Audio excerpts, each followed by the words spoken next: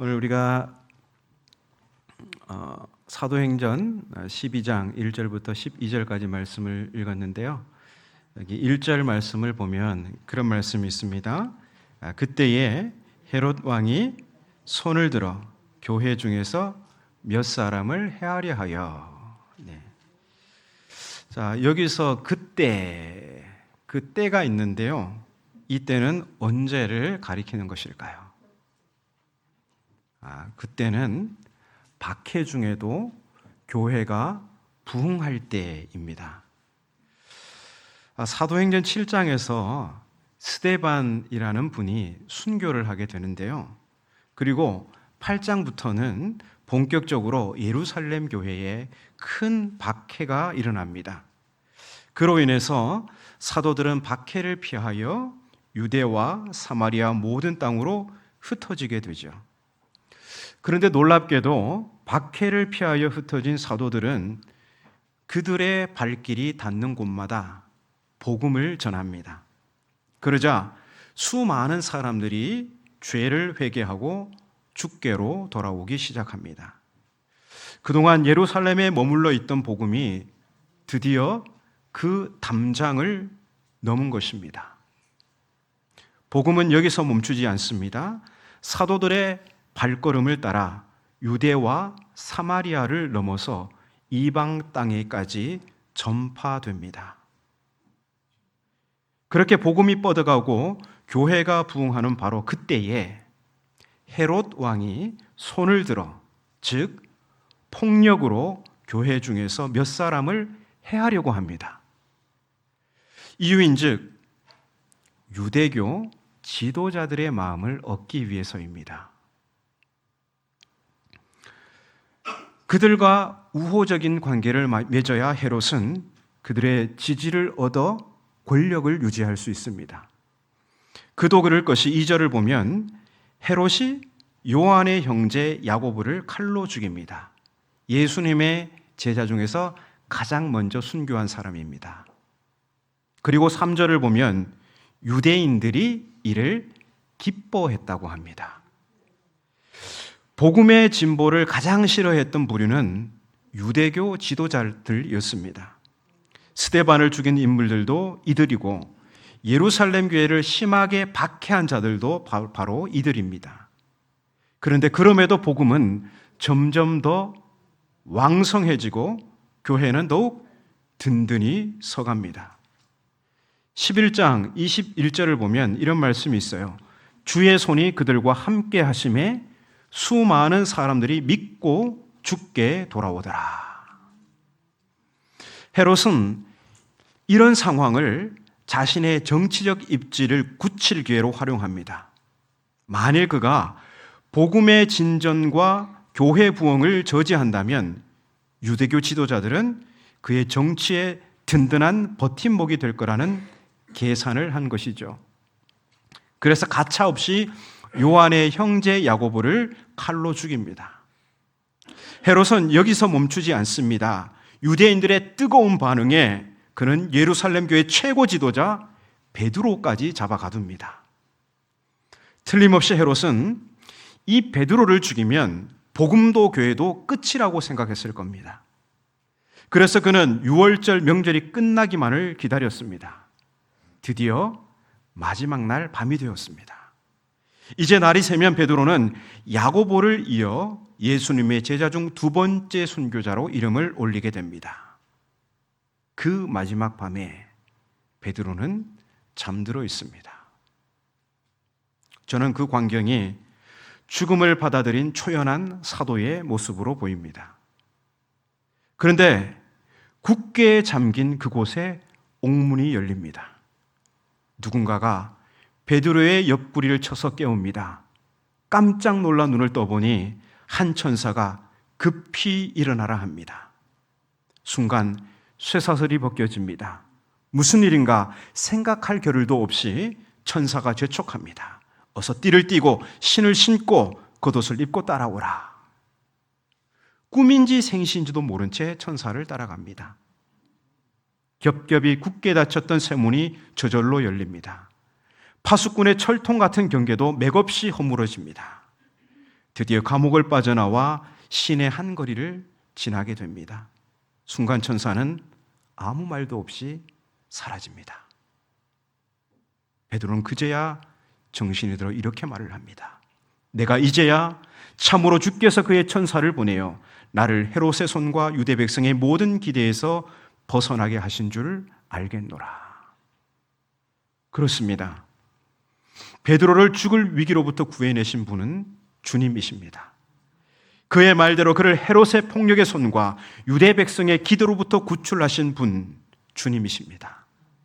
굳게 닫혀있던 옥문을 연 것, 겹겹이 닫혀있던 쇠문과 파수꾼의 경계를 무력화시키신 분 또한 주님이십니다. 주님께서 능력을 베푸셔서 불가능한 일을 가능하게 하셨습니다. 그런데 여러분, 우리가 본문 이야기에서 절대로 놓쳐서는 안 되는 부분이 있습니다.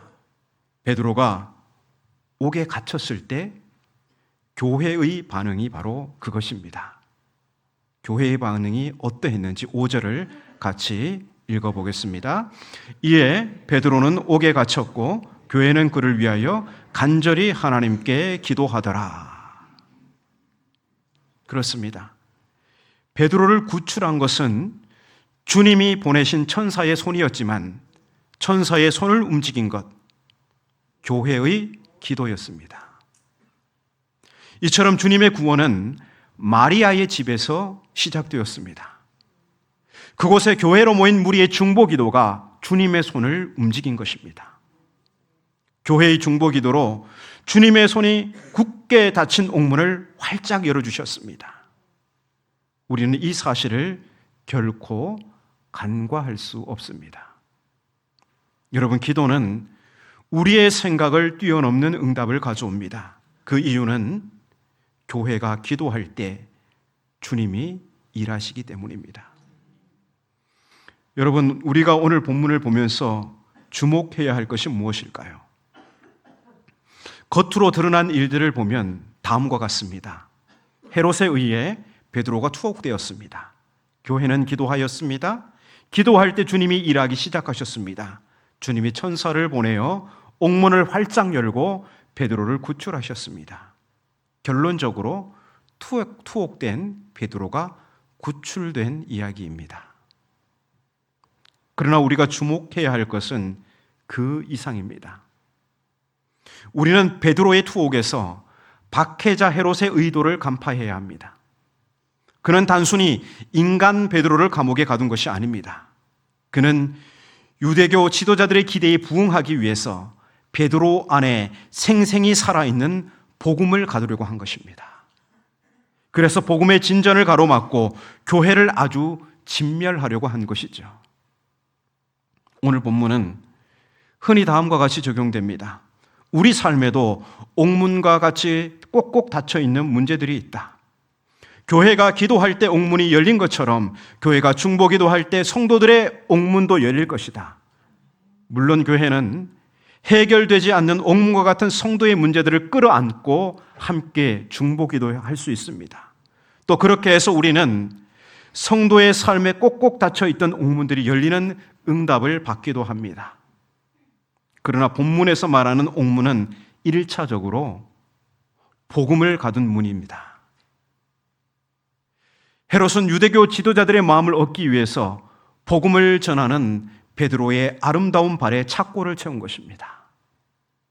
더 이상 복음이 퍼져나가지 못하도록, 그리하여 유대교가 더 이상 기독교로부터 위협을 받지 못하도록 복음에 사로잡힌 베드로를 깊은 감옥에 집어넣고 그의 발에 착고를 채운 것입니다. 만일 베드로 안에 복음이 없었다면 그는 투옥될 일도 없었을 것입니다.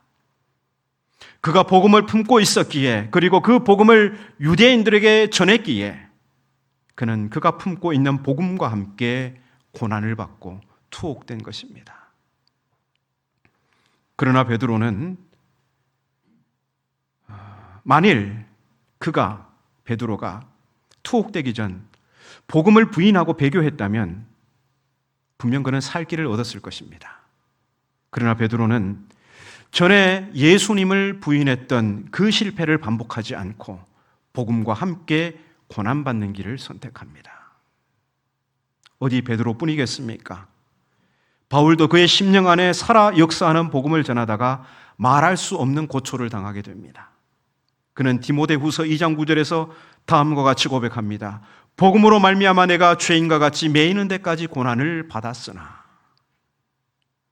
복음이 아니면 존경받는 유대교 지도자로 명성을 떨칠 수 있었던 바울, 그도 복음 때문에 감옥에 갇힌 자였습니다. 그들이 박해자로부터 모진 고초를 당한 이유는 그들 안에 결코 숨길 수 없는 예수의 소문이 있었기 때문입니다. 그들은 예수를 소문내는 복음의 증인이었습니다.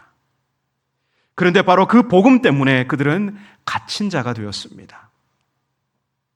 그러나 사도들은 옥에 갇힌 상황에서도 자기 문제로 씨름하지 않았습니다. 바울은 그의 투옥을 염려하고 있는 빌립보 교인들을 향해 다음과 같은 내용의 편지를 써서 보냅니다. 우리 같이 읽어보겠습니다. 형제들아, 내가 당한 일이 도리어 복음 전파의 진전이 된 줄을 너희가 알기를 원하노라. 이러므로 나의 매임이 그리스도 안에서 모든 시대 안과 그 밖에 모든 사람에게 나타났으니 형제 중 다수가 나의 매임으로 말미암아 주 안에서 신뢰함으로 겁없이 하나님의 말씀을 더욱 담대히 전하게 되었느니라. 아멘.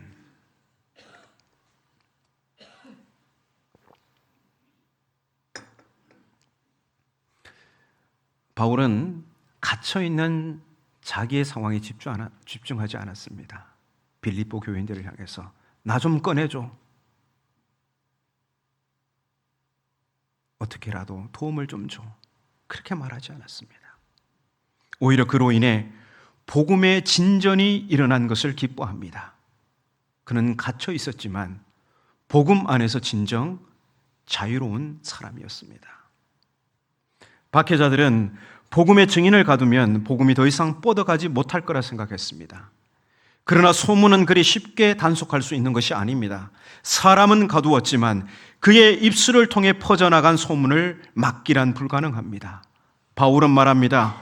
복음으로 말미암아 내가 죄인과 같이 매이는 데까지 고난을 받았으나 하나님의 말씀은 매이지 아니하니라. 마가복음에서 예수님은 침묵 명령을 여러 차례 내리십니다. 특히 병자들을 고치신 후 이거 어디 가서 얘기하지 마, 절대 얘기하지 마, 아주 엄하게 경고하십니다. 예를 들어 마가복음 1장 40절 이하에는 예수께서 나병 환자를 치유하시는 장면이 나옵니다. 예수님은 나병 환자를 고치신 다음 음히 경고하며 다음과 같이 당부하십니다. 이르시되 삼가 아무에게도 아무 말도 하지 말고 가서 내 몸을 제사장에게 보이고 네가 깨끗하게 되었으니 모세가 명한 것을 드려 그들에게 입증하라 하셨더라. 네. 예수님은 치유받은 사람에게 엄히 경고하며 내가 너 고쳐준 거 누구에게도 말하지 마 라고 하셨습니다. 하지만 이어지는 그 절을 보면 이렇게 반응이 나옵니다. 그러나 그 사람이 나가서 이 일을 많이 전파하여 널리 퍼지게 하니. 소문을 내지 말라고 엄히 경고하며 당부했는데 치유받은 사람은 한두 사람도 아닌 많은 사람에게 예수님이 자기를 치유해 주셨다, 예수님이 나를 구원해 주셨다는 소문을 냅니다. 그리고 이런 유사한 일들이 예수님의 앞으로의 사역에도 계속해서 반복적으로 나타납니다. 예수님은 왜 병자들을 치유하신 후 그 일을 소문내지 말라고 하셨을까요? 자신이 그리스도임을 숨기기 위해서입니다. 만일 드러내놓고 자신이 메시아라고 하면 예수님은 금방 붙잡혀서 십자가에 처형당할 것이기 때문이죠. 예수님은 아직 그 때가 이르지 않았다는 것입니다. 아직 공생애 동안 내가 할 일이 있다는 것이죠. 그래서 엄하게 침묵을 강조하셨습니다. 그런데 소문이 어디 그렇습니까? 나병 환자는 엄히 경고받았음에도 나가서 이 일을 많이 전파하여 널리 퍼지게 합니다. 귀먹고 말 더듬는 사람이 치유받았을 때 예수님은 아무에게도 말하지 말라고 경고하셨는데 경고하실수록 사람들은 더욱 널리 전파하게 됩니다. 예수님은 분명 소문내지 말라고 하셨는데 그럴수록 사람들은 더욱 소문을 내었습니다. 이거 비밀인데 너한테만 특별히 얘기하는 거야. 네가 입이 무거운 건 다 아니까. 네. 소문 날까요, 안 날까요? 네. 정말 소문이 나기를 원치 않는다면 말을 하지 말아야 합니다. 나 지금 아파서 병원에 가는데 절대 얘기하지 마십시오. 다음 주 되면 다 압니다. 그렇게 하지 마십시오. 아니, 몸이 아파서 병원에 가는 게 무슨 흉이고 부끄러운 일입니까? 교회가 같이 기도해야 할 일이지요.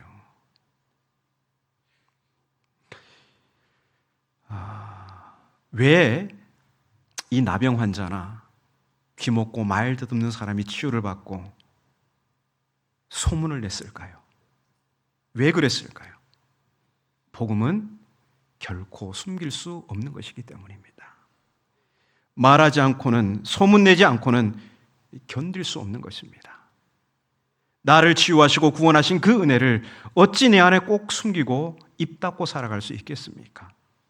복음을 만나보니, 주님을 만나보니 내 주변에 그 복음이 필요한 사람이 얼마나 많은데요. 그래서 복음을 전하다가 겪는 고초를 너무나 잘 알면서도 전할 수밖에 없는 것입니다.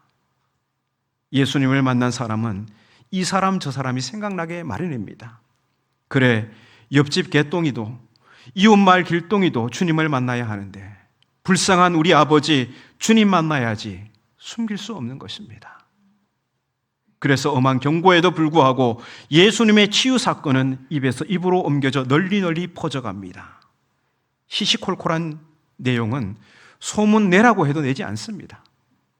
그러나 놀랍고 복된 소식은 소문을 막을 길이 없습니다. 오늘 우리에게 날 구원하신 예수님의 이야기는 어떻습니까? 오늘 이 시간 우리는 이 질문 앞에 정직하게 직면해야 합니다. 예수님의 이야기는 내게 놀라운 일인가? 나를 위해 생명을 내어주신 예수님만 생각하면 감사와 찬양이 우러나오는가? 나는 이 사실을 전하지 않으면 견딜 수 없는가? 누군가 내게 엄하게 경고해도 이 일로 인해 손해가 예상되더라도 그것을 감수하고서라도 전하고 자랑하고 싶은 소문이 예수님 이야기인가? 오늘 3월 첫 주일은 107번째 맞이하는 3.1절 기념일이기도 합니다. 107년 전 이날 우리 선조들은 일제의 억압과 총칼 앞에서도 두려움을 무릅쓰고 거리로 나섰습니다. 그들의 손에는 무기가 없었습니다. 대신 그 손에는 태극기를 들고 오직 자주 독립을 위해 외쳤던 대한독립 만세 하나뿐이었습니다. 그 외침은 총칼로도 감옥으로도 막을 수 없었습니다. 사람은 가두었지만 그 소리와 외침은 가둘 수 없었습니다. 그 소문은 삽시간에 온 나라 방방곡곡으로 퍼져나갔습니다. 이 만세 운동을 말할 때 우리가 기억해야 할 것이 있습니다. 3.1 운동의 불씨는 다름 아닌 교회에서 시작되었습니다. 민족 대표 33인 가운데 16명이 기독교인이었습니다. 그들은 복음 안에서 인간의 존엄을 알았고 복음 안에서 자유가 무엇인지를 알았습니다. 복음이 그들의 발을 묶고 있던 불의의 착고를 끊어내고 두려움에 닫혀있던 그들의 입술을 열었습니다. 그래서 그들은 나갔습니다. 그리고 외쳤습니다. 오늘 우리는 본문에서 헤롯이 베드로를 가둔 것이 단순한 투옥이 아니었음을 보았습니다. 그것은 복음을 가두려 한 시도였습니다. 베드로의 발에 착고를 채워 복음이 더 이상 뻗어나가지 못하도록 그 아름다운 발을 묶어두려 한 것이었습니다. 그러나 주님은 그 옥문을 여셨습니다. 교회가 기도할 때 주님이 일하셨고 그 어떤 쇠문도 그 어떤 파수꾼도 복음의 발걸음을 막을 수 없었습니다. 오늘 우리 자신을 돌아봅니다. 혹시 지금 우리 발에도 착고가 채워져 있지 않습니까? 사람의 눈치라는 착고, 거절당할지 모른다는 두려움의 착고, 이 시대에 복음을 전하는 것이 무슨 소용이냐는 체념의 착고가 우리의 아름다운 발을 묶어두고 있지는 않습니까? 혹시 우리의 입술에도 굳게 잠긴 옥문이 있지 않습니까? 직장에서, 가정에서, 이웃 앞에서 복음을 말해야 할 그 순간 우리의 입은 굳게 닫혀 있지 않습니까? 107년 전 이 땅의 선조들이 두려움이라는 착고를 끊고 거리로 나가 외쳤던 것처럼 오늘 우리에게도 성령의 바람이 불어오기를 원합니다. 그래서 기도하는 교회가 되기 원합니다. 베드로를 가두었던 쇠문을 활짝 열어주셨던 그 주님께서 오늘 우리의 발을 묶고 있는 착고를 끊어주시고 우리의 닫힌 입술의 옥문을 활짝 열어주시기를 간절히 기도하는 교회가 되기를 원합니다. 우리 항존 직분자들 그리고 온 성도들 새벽을 깨우십시오. 지금 사순절을 보내고 있습니다. 잠자는 영혼을 일으켜 세우십시오. 신의 악단이라는 영화를 많이 보았다고 하는데